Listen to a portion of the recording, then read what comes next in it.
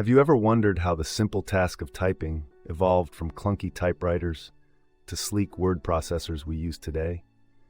It all began in the early 19th century with the invention of the typewriter, a groundbreaking device that revolutionized the written word, giving rise to bustling offices and efficient correspondence.